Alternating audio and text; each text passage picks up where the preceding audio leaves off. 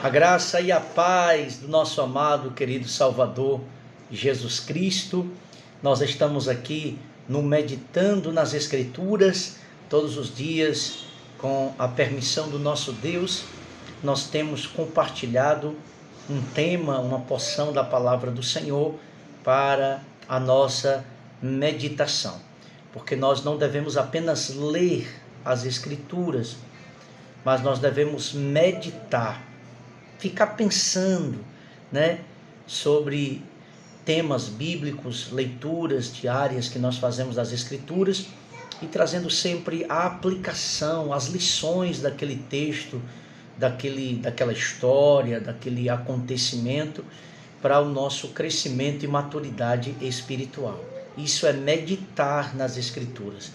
E o conselho das próprias Escrituras é que nós meditemos nela de dia e de noite. Porque quando o cristão medita nas Escrituras, não apenas aquela leitura superficial do texto sagrado, mas quando a gente pensa, fica pensando sobre aquelas verdades da palavra de Deus, fica remoendo aquilo no teu pensamento, no teu coração, aquilo ali vai gerar em você maturidade, crescimento, santidade, piedade, temor. É muito bom poder meditar nas Escrituras.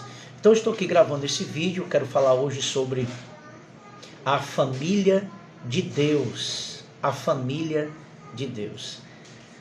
Quem é essa família de Deus?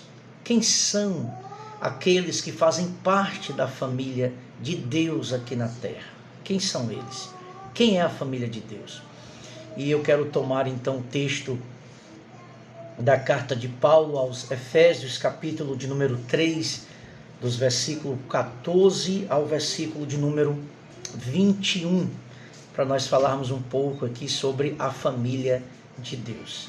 Nos diz assim, então, o texto sagrado: Por esta causa me ponho de joelhos diante do Pai, de quem toma o nome toda família, tanto no céu como sobre a terra, para que, segundo a riqueza da sua glória, vos conceda que sejais fortalecidos com poder mediante o seu Espírito no homem interior. E assim habite Cristo no vosso coração, pela fé, estando vós arraigados e alicerçados em amor, a fim de poderdes compreender com todos os santos qual é a largura e o comprimento e a altura e a profundidade, e conhecer o amor de Cristo, que excede todo o entendimento, para que sejais tomados de toda a plenitude de Deus. Ora, aquele que é poderoso para fazer infinitamente mais do que tudo quanto pedimos ou pensamos, conforme o seu poder que opera em nós. A ele seja a glória na igreja e em Cristo Jesus, por todas as gerações, para todo sempre. Amém. Olha, irmãos, que texto rico, que texto rico. Esse texto nos apresenta exatamente essa verdade, essa família de Deus, a qual o Senhor Jesus morreu por ela. Jesus morreu pelos seus eleitos. O sangue de Jesus, ele é suficiente para salvar a todos, mas a eficácia desse sangue, o poder purificador, santificador, justificador desse sangue, só vai ser eficaz na vida dos eleitos de Deus, daqueles a quem Deus escolheu, a quem o Senhor Jesus escolheu antes da fundação do mundo, segundo a sua presciência, segundo a sua soberania, a quem ele quer revelar o seu Filho. A graça irresistível de Deus que quebra o coração do mais vil pecador, do mais rebelde pecador, Era assim que nós éramos. Nós estávamos alienados de Deus, destituídos, afastados. Nós estávamos condenados ao inferno por causa do nosso pecado. E aprove ao Senhor, aprove a soberana eleição de Deus nos escolher. E hoje nós fazemos parte da família de Deus. Nós somos igreja do Senhor Jesus Cristo. E o Senhor Jesus, ele se revela por meio da sua igreja. O Senhor Jesus, nós somos os embaixadores de Cristo, os representantes de Cristo aqui na terra. A igreja do Senhor Jesus é seu representante aqui na terra. Cristo deve ser visto, glorificado por meio da igreja, por meio de sua família, dos seus eleitos aqui na terra.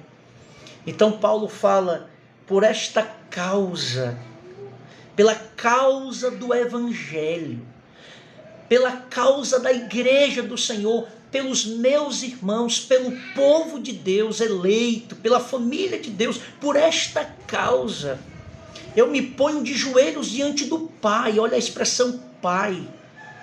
Então, as doutrinas, uma das doutrinas bíblicas da graça é a chamada doutrina da adoção.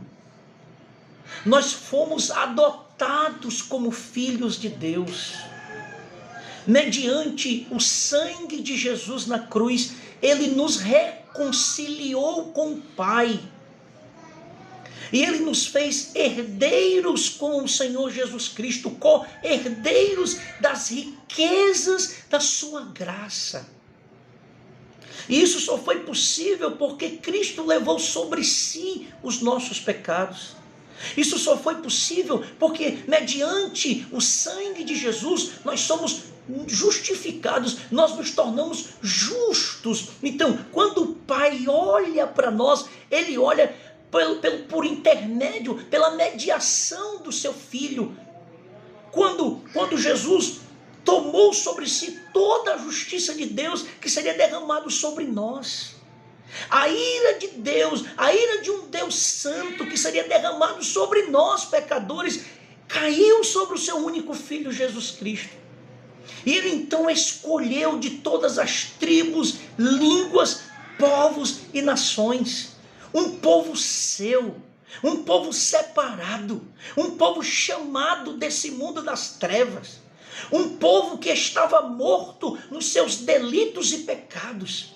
Então a graça de Deus nos alcançou, não é mérito nosso, nós não temos nenhum mérito. A graça, ela é gratuita, ela é irresistível e ela foi outorgada a nós mediante as grandes misericórdias do Senhor Jesus. Ele nos escolheu, não fomos nós que escolhemos a Ele. Então, não pode haver orgulho no nosso coração. Não pode haver soberba no nosso coração. Nós temos que estar revestidos de humildade. Nós temos que estar revestidos dessa insignificância para que Cristo apareça, para que Cristo seja mostrado, para que a glória de Cristo venha a ser revelada através de nós, o seu povo, eleito, a sua igreja. E aqui coloca por terra todo o racismo de cor, de etnia, de povo, de nação. Não. Diante dessa palavra, diante da cruz, todo o racismo, todo o partidarismo, todo o orgulho, todo o eu cai por terra. As nossas obras não valem nada. É bem verdade que nós somos salvos para as boas obras, mas as boas obras não podem nos salvar. Porque até as nossas boas obras estão misturadas com o pecado, com o egoísmo, com o orgulho. Aí me vem à memória aqui uma expressão, uma frase bem conhecida do reformador da Alemanha, Martinho Lutero, quando ele diz assim: o que você vê de mal em mim sou eu mesmo. É a minha natureza decaída, pecaminosa. mas algo de bom que você vê em mim é Cristo Jesus na minha vida.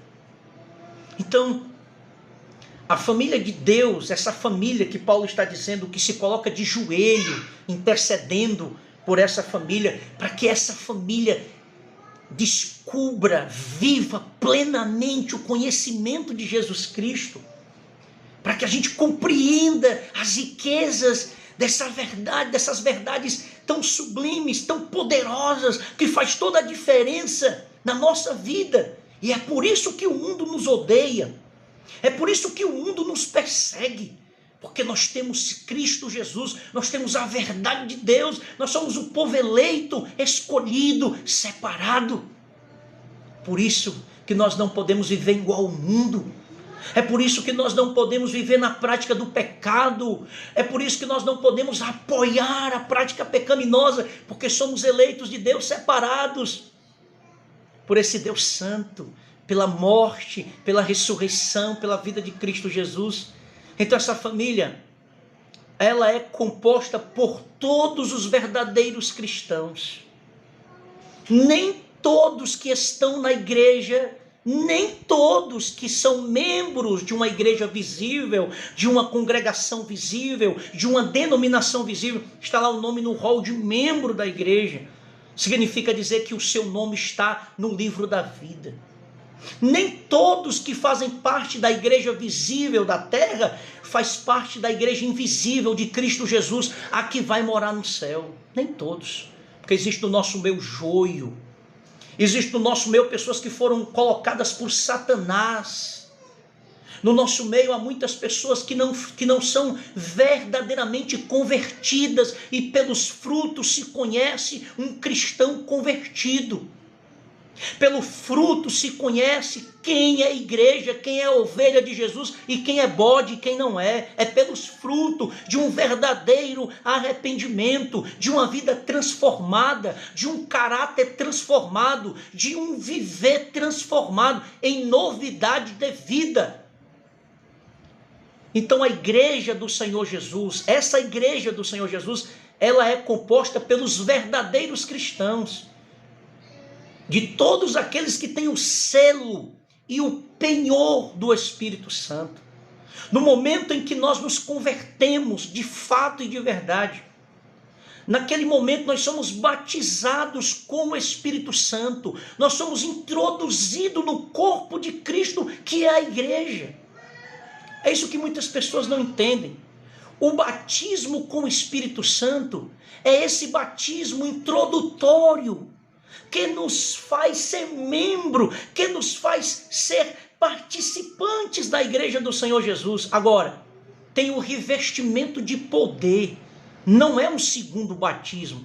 Batismo é um só. Agora, o cristão que é batizado, que é introduzido no momento da sua conversão no corpo de Cristo, ele deve ser revestido, ele deve ser cheio do Espírito Santo, mas não é um segundo batismo. Então a igreja, ela é composta dos verdadeiros cristãos que foram selados, que foram marcados. Isso significa dizer que nós somos propriedades do Senhor Jesus. Nós não podemos viver mais para nós mesmos. Eu faço o que eu quero, eu digo o que eu quero, eu satisfaço as minhas vontades. Não! Quem vive em nós é Cristo Jesus, e nós precisamos entender que a nossa vontade foi crucificada, foi morta na morte de Cristo, e nós ressuscitamos com Cristo para viver uma vida que agrade a Cristo, não mais sobre o domínio do pecado, mas sobre o domínio do Espírito Santo, porque somos santuários do Espírito Santo, e se de fato somos verdadeiramente de Deus, nós vamos mostrar esse fruto do Espírito em uma vida, em uma conduta piedosa, em uma conduta santa, em uma conduta irrepreensível diante de Deus e diante do mundo. As pessoas verão Cristo em nós. Haverá perseguição, mas não porque damos motivo ou mau testemunho por causa disso, mas por causa do testemunho de Cristo, por causa da palavra de Cristo, por causa do Senhor Jesus em nós. Então essa família, ela reúne os santos de todas as épocas, desde o Antigo Testamento até a história da igreja, desde o primeiro século da igreja, todos os fiéis, tementes a Deus, que amam a Deus, que serviram a Deus do passado, de toda a história desse mundo, ela se reúne com os santos de todas as épocas. É a igreja santa do Senhor, a comunidade dos fiéis, de todas as tribos, línguas e nações. É o chamado corpo místico de Cristo. Onde você... Continuando aqui, eu tive que dar uma pausa no vídeo, mas continuando. Então, essa igreja, essa família de Deus, ela é composta pelos verdadeiros cristãos, ela é composta por aqueles que são selados pelo Espírito Santo, são batizados com o Espírito Santo, introduzidos no corpo de Cristo no momento da conversão, da verdadeira conversão. E em todas as épocas, esses santos, esse povo separado, eleito de Deus, de todas as épocas, tanto do Antigo Testamento, de todas as tribos, línguas e nações, isso coloca por terra todo o egoísmo, todo o orgulho, todo o racismo. Então a igreja, a família de Deus, ela é composta de todos os fiéis, é o corpo místico de Cristo, o rebanho de Deus, as ovelhas do bom pastor, do sumo pastor, que ouvem a voz do pastor, que não dão ouvido à voz do falso pastor, do lobo, né? O lobo, o falso, o mercenário, aquele que se disfarça de pastor, mas não é pastor, porque quando abre a boca só fala engano, só fala mentira. Então, esse rebanho de Deus, esse povo de Deus espalhado no mundo inteiro, em todas as épocas, em toda a história desse mundo, em breve, o nosso Senhor Jesus voltará para reunir de todos os povos, línguas e nações, etnias, o seu povo, e para sempre nós estaremos na presença do Senhor. Então todas essas expressões são apenas a família de Deus sobre outros nomes. Então vamos aqui falar sobre algumas características dessa família. Vamos falar algumas verdades no texto sagrado lido aqui em Efésios 3, do 14 ao 21, sobre a família de Deus, sobre a igreja de Deus. É um privilégio, é uma alegria fazer parte dessa família. Então, primeira verdade é que nós somos família porque nós temos o mesmo Pai.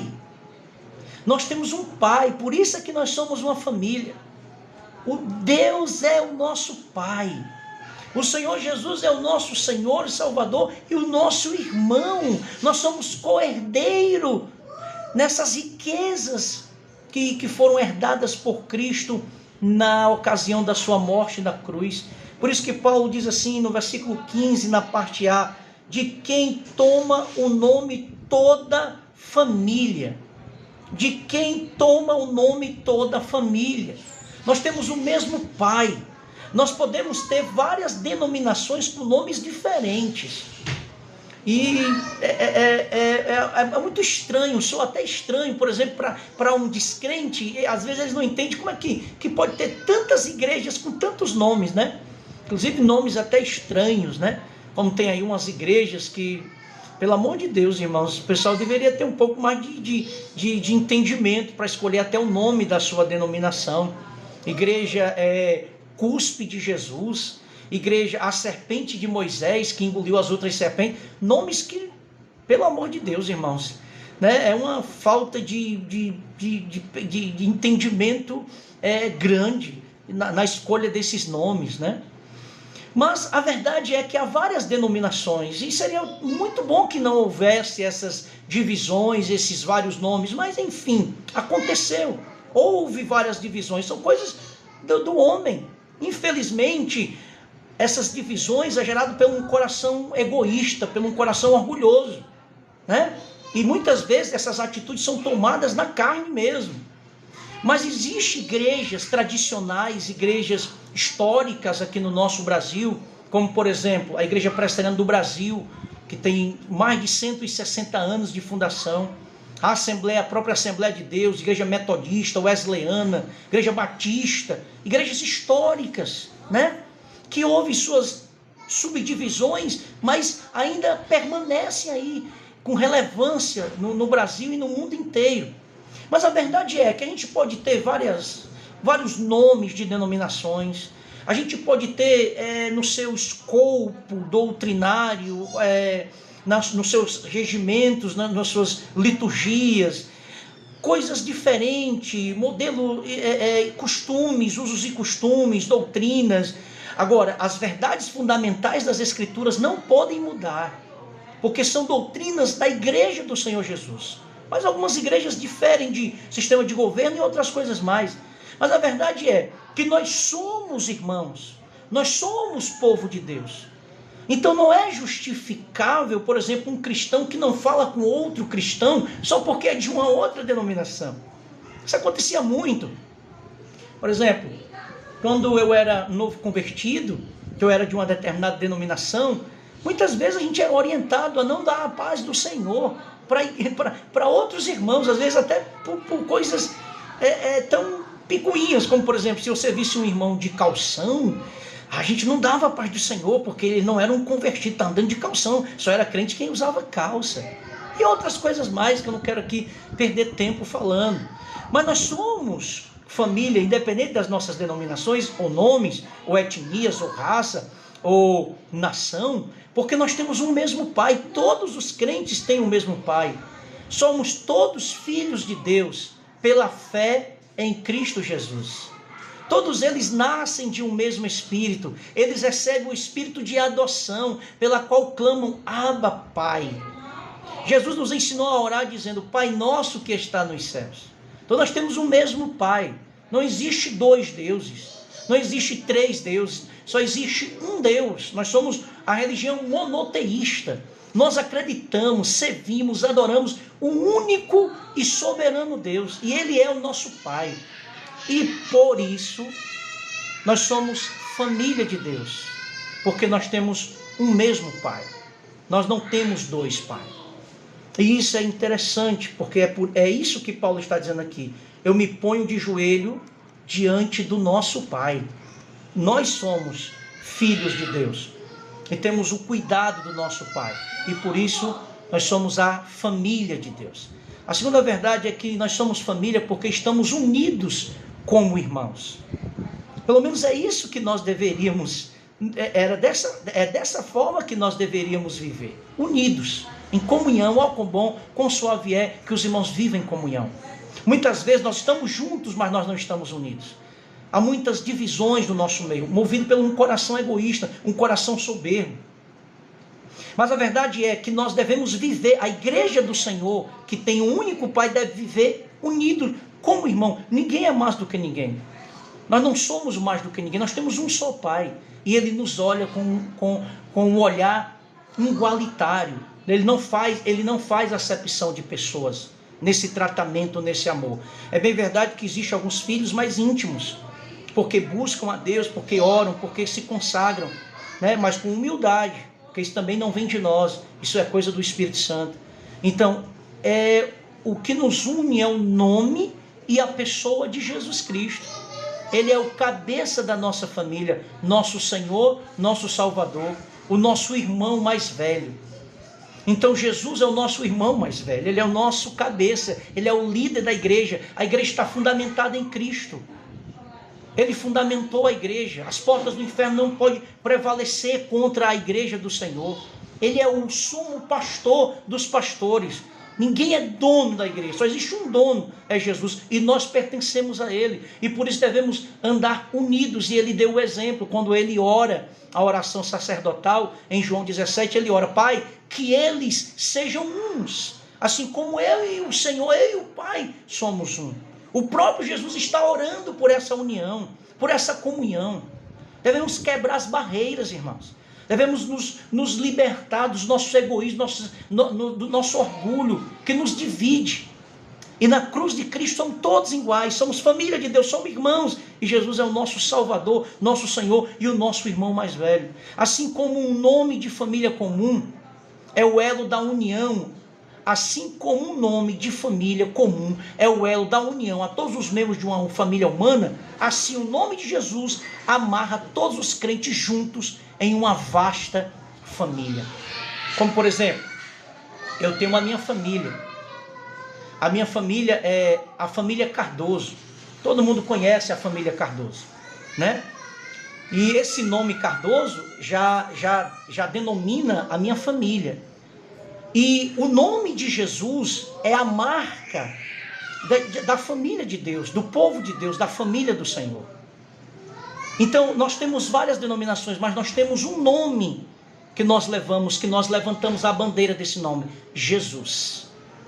E esse nome é o elo pela qual nós devemos estar unidos, amarrados uns com os outros, em comunhão como um corpo, e de fato somos um corpo, de maneira que nenhum membro é maior do que o outro membro.